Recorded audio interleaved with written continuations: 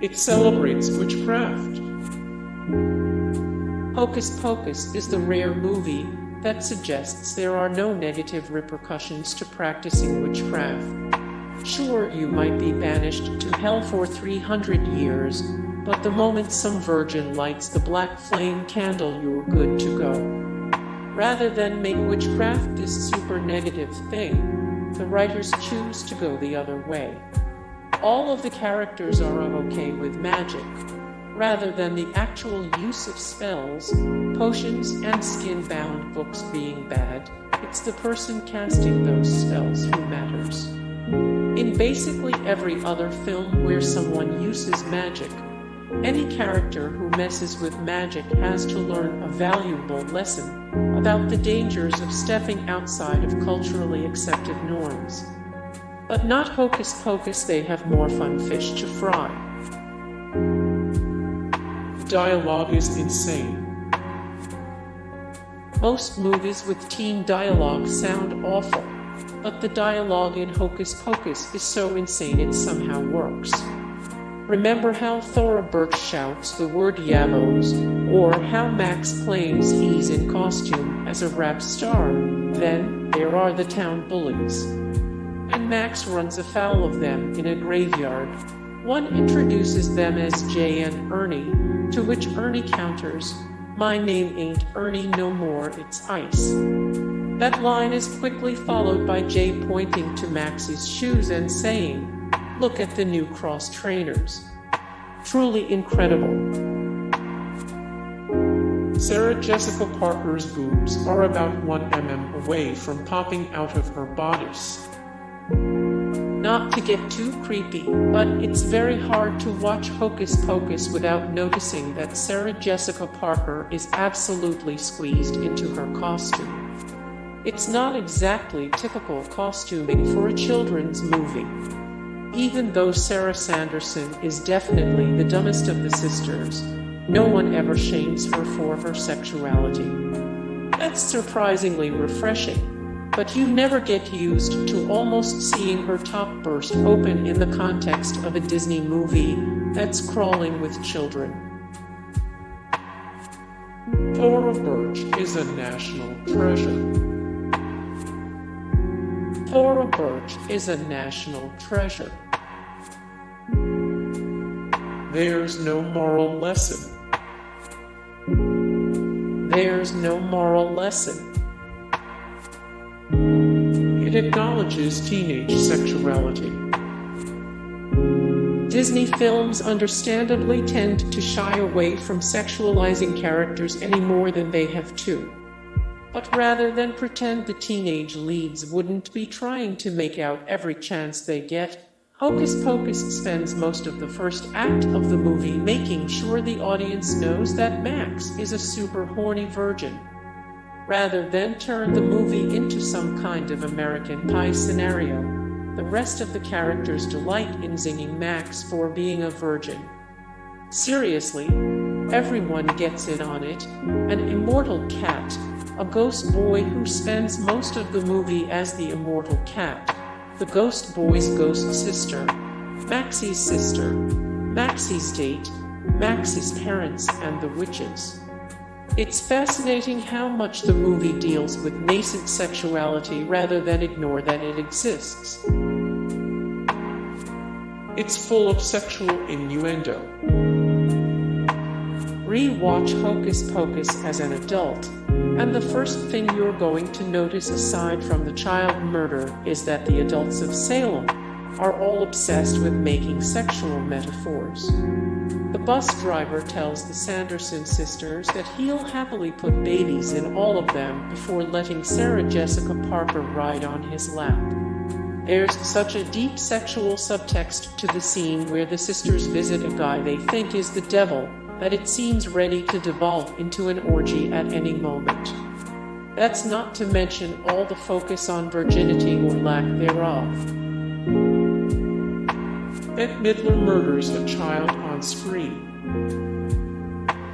Even in hard R horror films, it's rare to see a child die on screen. Hocus Pocus is rated PG, and within the first 10 minutes of the movie, Bette Midler kills a kid by sucking out her essence. Then, she shocks the girl's brother with her taser hands and turns him into a cat. The moment passes so quickly you almost forget what happened. It's only when the girl's ghost appears towards the end of the movie that you remember why she's a ghost in the first place. The adults actually act like adults. In most children's movies, whether made by Disney or not, adults are made out to be these arch creatures who only exist to torment children and banish them to their rooms without dinner. Hocus Pocus offers a different view of adults as sometimes goofy, but ultimately reasonable humans. These parents aren't overbearing, they are not mean, they just want to wear costumes and party. They are drunken, sex-crazed maniacs like every other adult in the world. It suggests that immortality is terrible. Regardless of whether you're watching a children's movie or not, Thackeray Binks is cursed to live forever in the body of a cat, a fate regarded as much worse than death. The audience sees him hit by a bus, and even hooped by the witches a few times, and each of his post-death lines are imbued with more sadness than the last. This is an insane concept. It does make Hocus Pocus feel like it has more of an emotional weight than any other run-of-the-mill holiday film. Everyone loves Halloween. The citizens of real-world Salem, Ma, probably like Halloween well enough, but no one loves Halloween the way the fictional residents of Salem do in Hocus Pocus. If you don't pick this up from all of the elaborate decorations and over-the-top costume parties, there's one scene that tells you all you need to know about how Salem feels about Halloween. Early in the first act, when California boy Max talks about how Halloween was invented by the candy companies, he immediately has his butt handed to him by Allison, who points out that Halloween is based on a pagan ritual. The entire classroom erupts into frenzied applause. Don't mess with Halloween in this town. It's not a musical.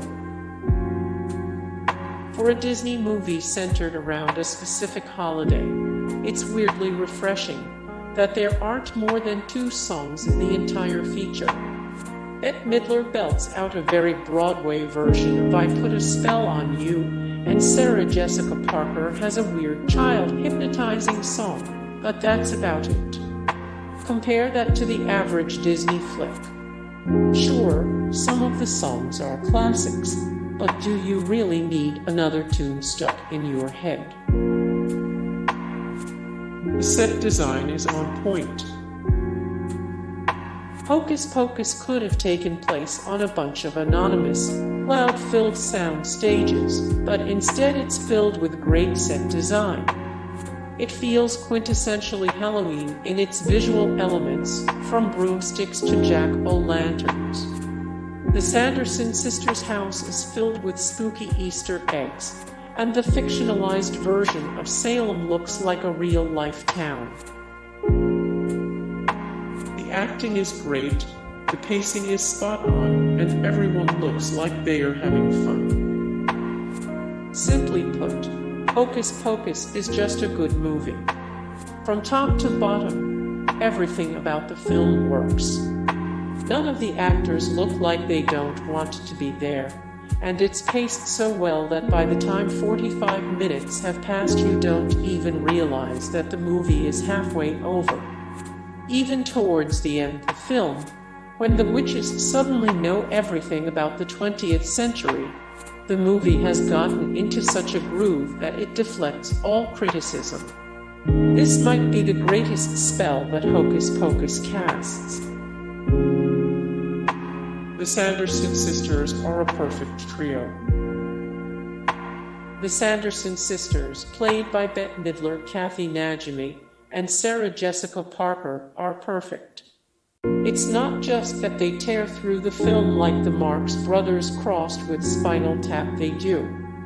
It's that they commit themselves so fully to acting like crazy people for an hour and a half that you begin to believe they really are the Sanderson sisters, even when Bette Midler takes a mid-film break to sing a song. The characters have a secret meaning, too. Each sister represents a part of the Freudian trio, the ID, the ego, and the superego. In this case, Winifred Bette Midler is the superego who masterminds all of the group's plans. She's buoyed by Mary Cathy Najimy, the somewhat logical ego, and Sarah Jessica Parker, the ID who only cares about her carnal and instinctual desires. Hey guys, thank you so much for the support and likes and comments down below, and also thank you so much for watching, and I look forward to see you in the next video. Then take care, bye.